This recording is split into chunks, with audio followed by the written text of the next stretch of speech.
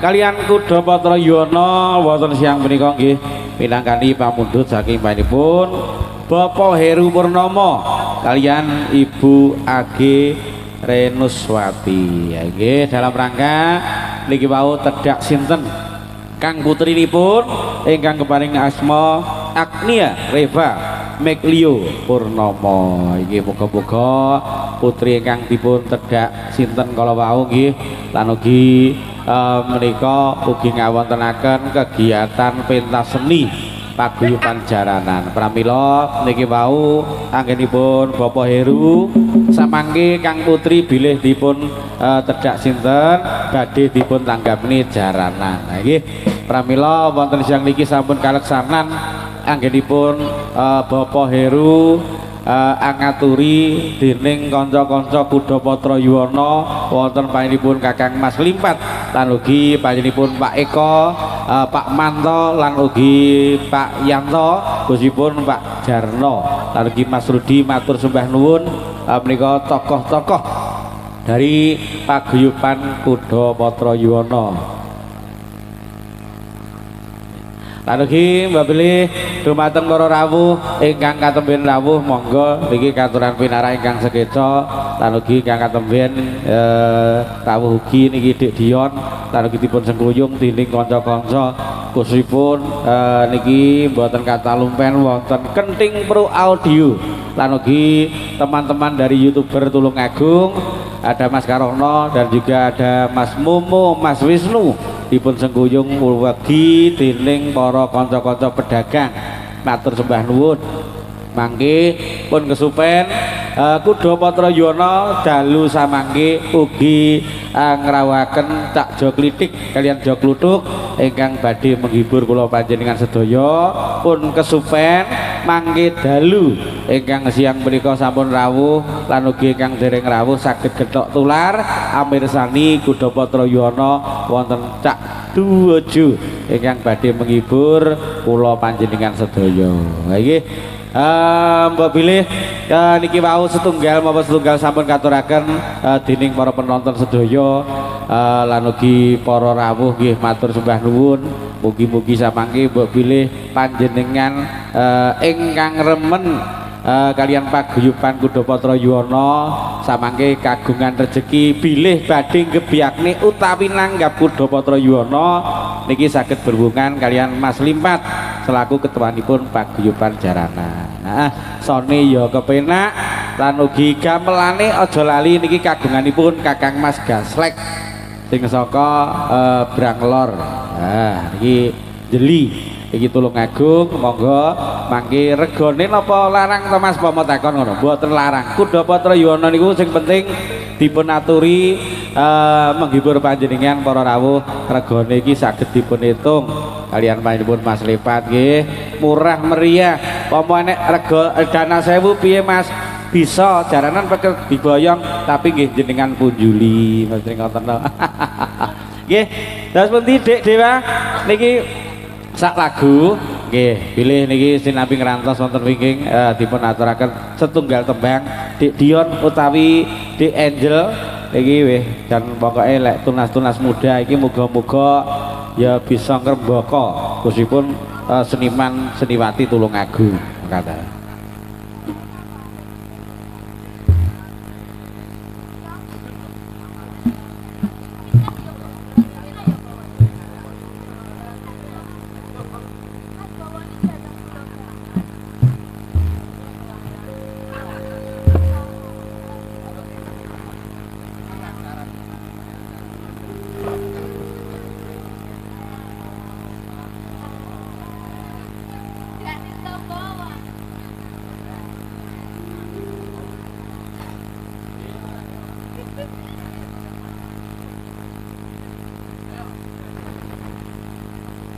Sayang layung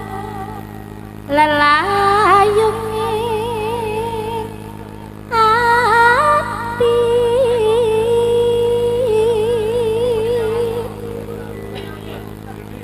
tanpa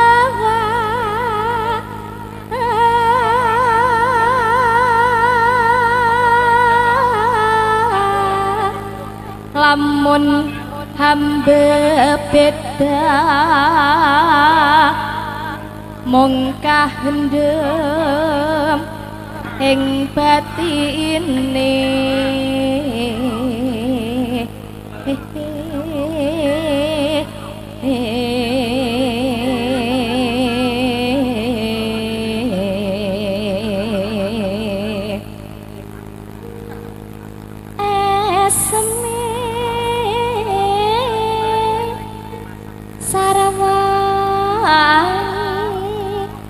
semu sragane mung hamikat hati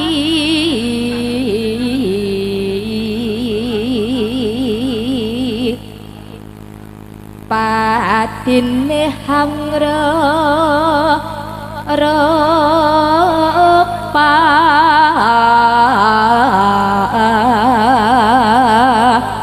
tim menantu rojo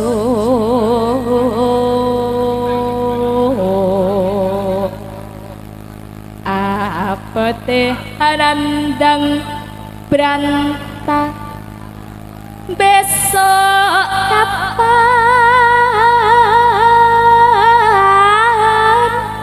kabangke blakatan isin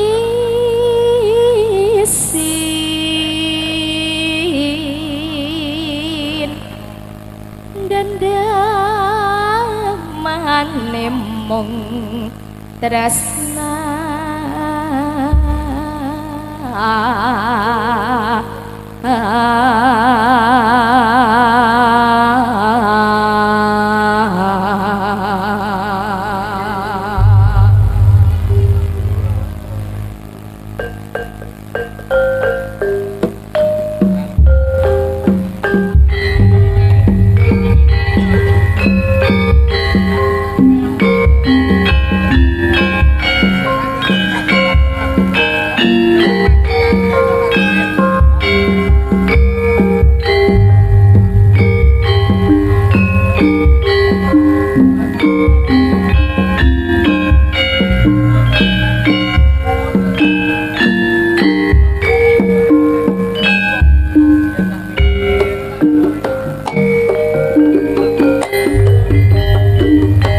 yen tak pikir jane lumrah wae ewodene lakone ngandita perangane sejati mati-matine jare padha enyang yen nyawang dheweke Rama itu aku dewe mlokro dasar mikat hati raja sugel ning ngati besok kapan gonku lungguh sesandingan gonku nganggep wis suwe arep tak lakane yo yo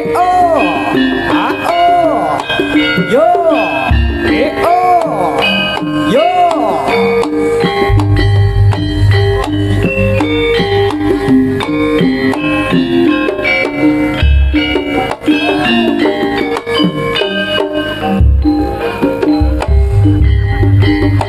yen tak pikir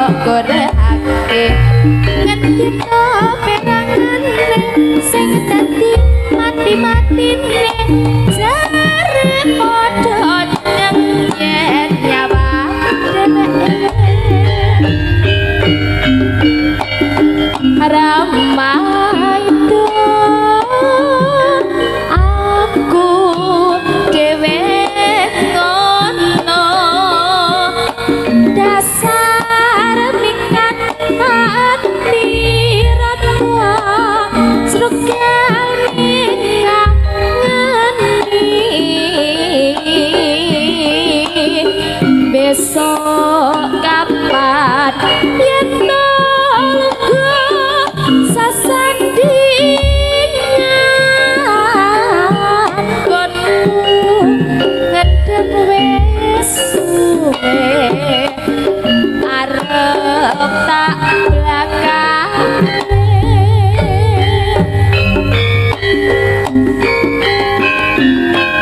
Niki matur gungi panuwun ngendhem katuraken sesarengan Kuda Patra Yuwana.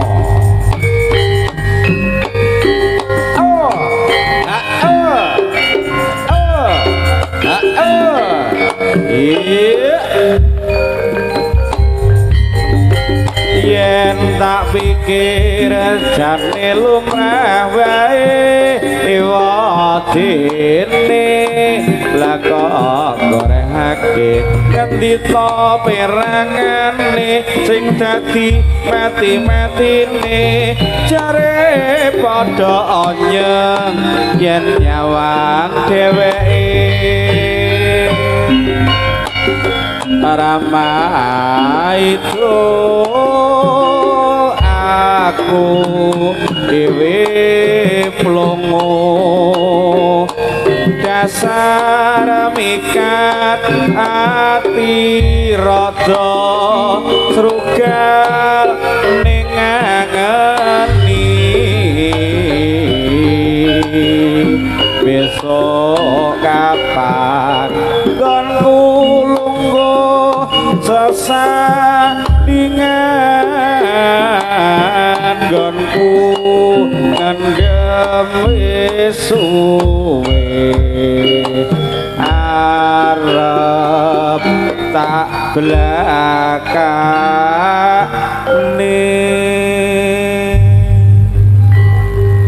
lho niki tetembangan ngendem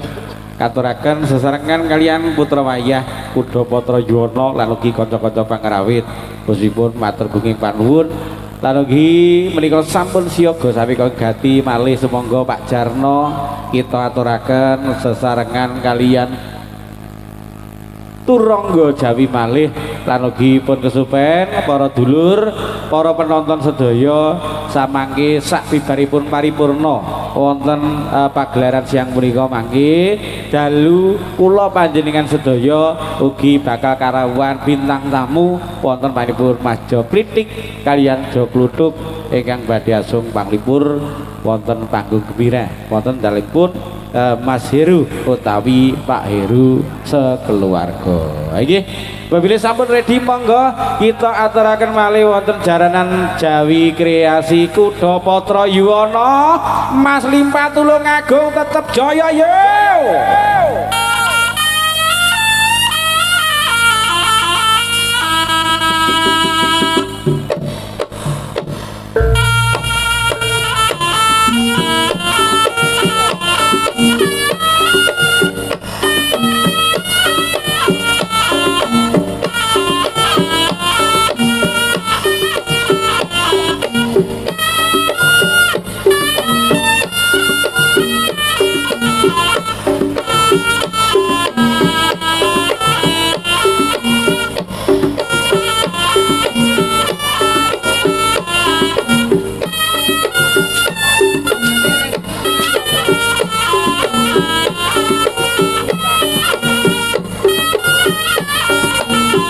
Bapak Ewisang lah iki lho Mas Recip Kuda Patra Yuwana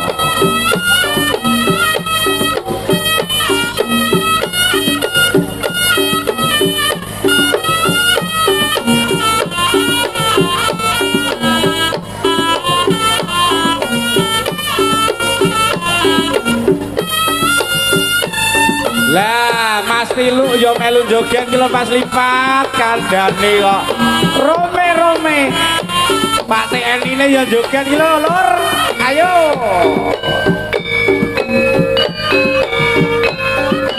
lho Mas Tilu jebule ya krasa keri lek krungu gamelan oh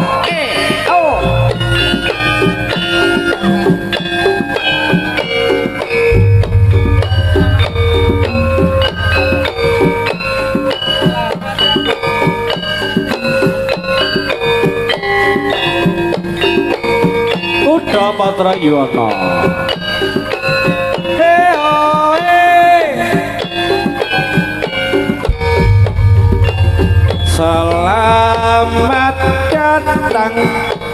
pengunjung sekalian silahkan duduk menikmati hiburan kami seni tradisional asli seni jaranan Udapatra Yono ingkang nami terdiri dari para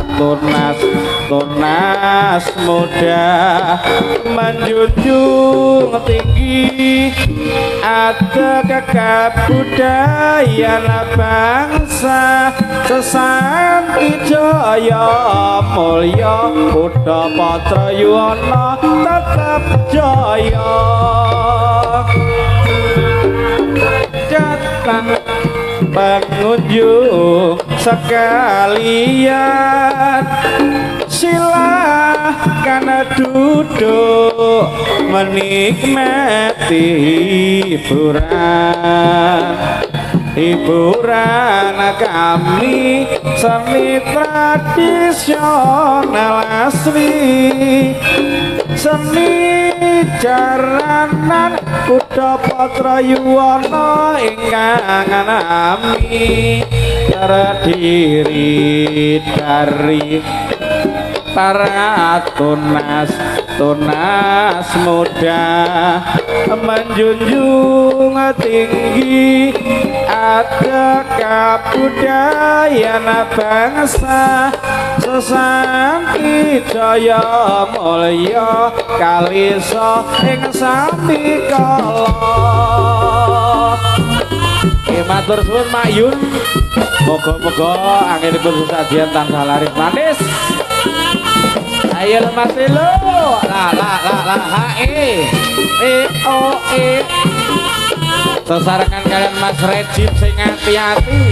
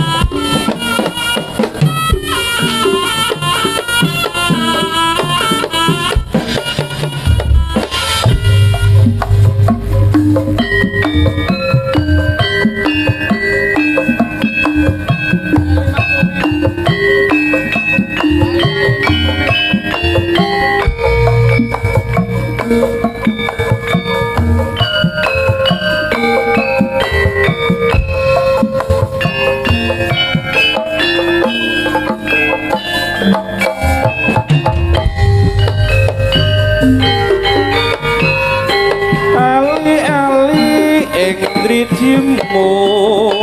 tenane tali tresno bebasane emane ra bisa njaga ning saikine wis malih rupa ali-ali emas kuning wis malih emas kuning dadi putih apa pantene wis lali tondo tresnaku ora diopeni ali-ali emas kuning apa biyen sriram ora eling tanda tresna ngikat janji yen sriramu ora bakal lali ali-ali emas kuning rangira dadi duwe wong liya tega ninggalake aku lali sumpahmu wis lali janjimu ali-ali emas kuning apa biyen sriramu ora eling tanda tresna ngikat janji yen sriramu ora bakal lali ali-ali emas kuning rangira dadi duwe wong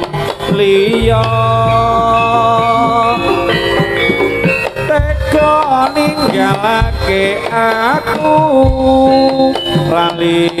sumpahmu wis lali janjimu ayo lo kenting audio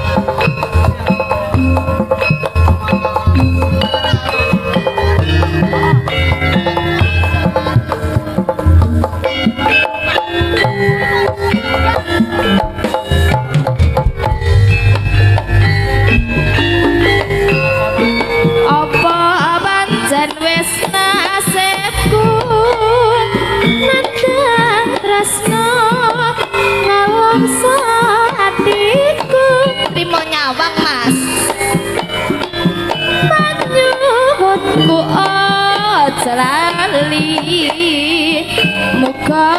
tansah tetep ing janji senadyan nadoh papane aku tansah mikirake kowe kapan boyong keturutan sesandingan bisa adem katresnan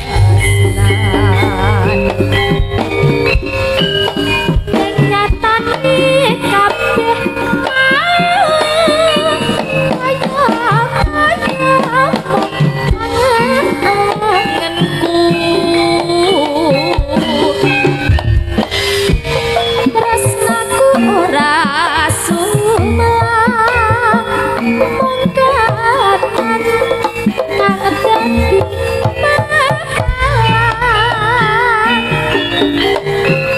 senadyan apa jroning ati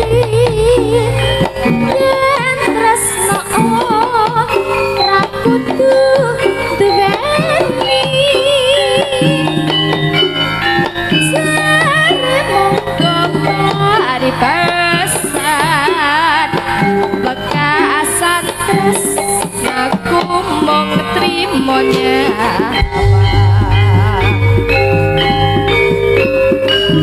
nek nyatane kabeh mau kaya mung angen-angenku tresnaku ora sumelang mung katan kang dadi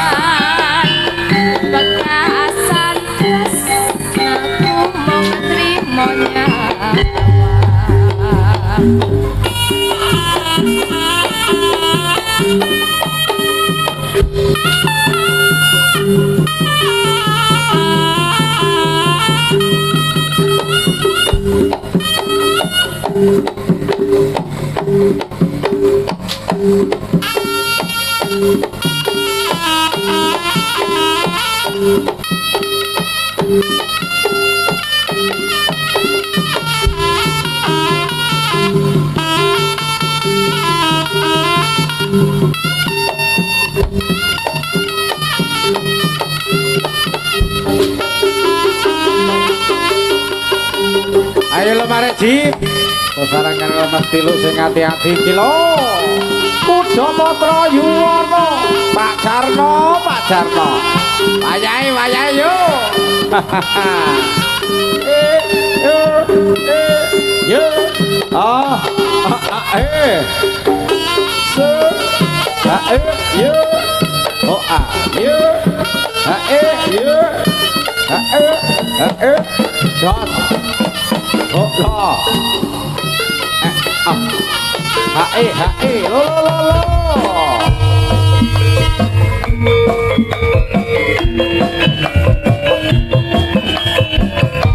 yo hae oh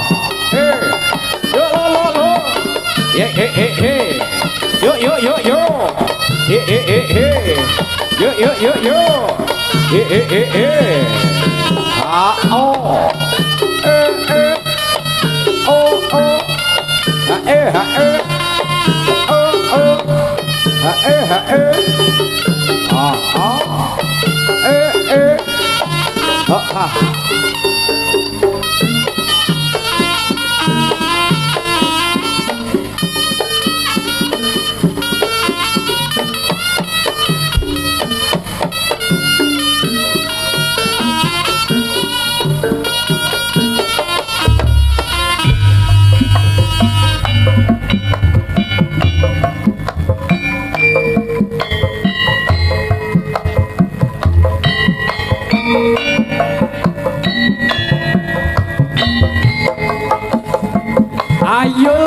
goyang kanan goyang kiri kuda patra yuwana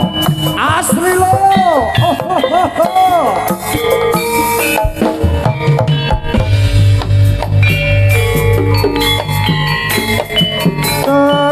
Tangise ngatiku tansaya mendung rina wengi mangambyang-ambyang rasaku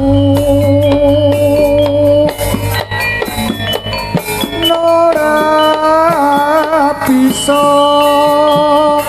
lam-laman manismu nadyan abot ngatiku ana atimu yo kene tanpa nglakewa nanging wajaganku sepi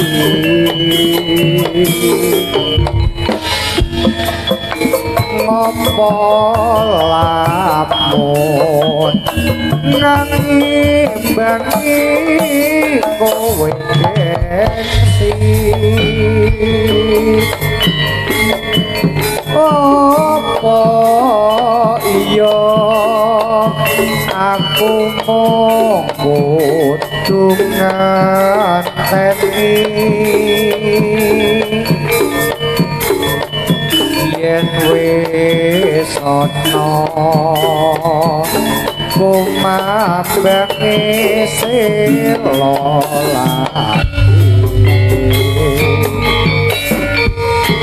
yo kene tanpa nglakewa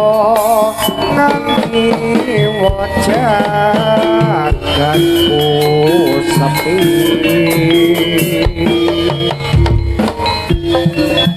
apa lamun angimbangi kowe gengsi apa iya aku mung kudu ngenteni yen wis ana kumabane sela lagi yo yo oh yo oh yo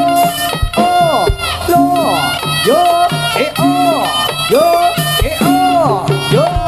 lo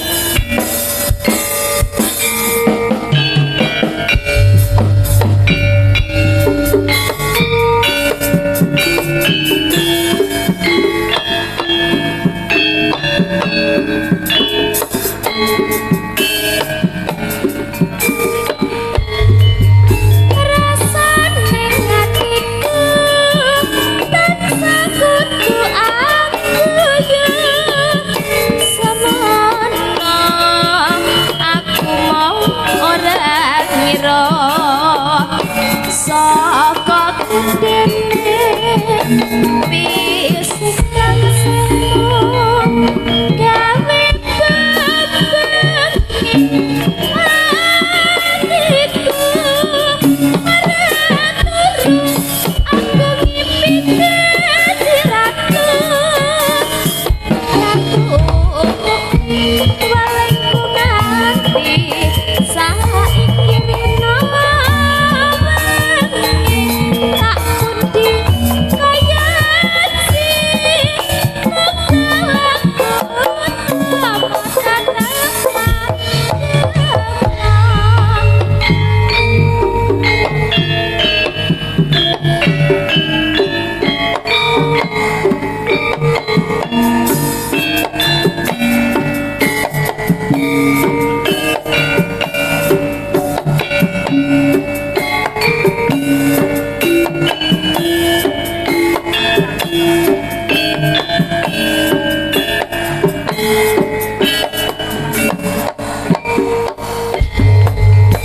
rasane atiku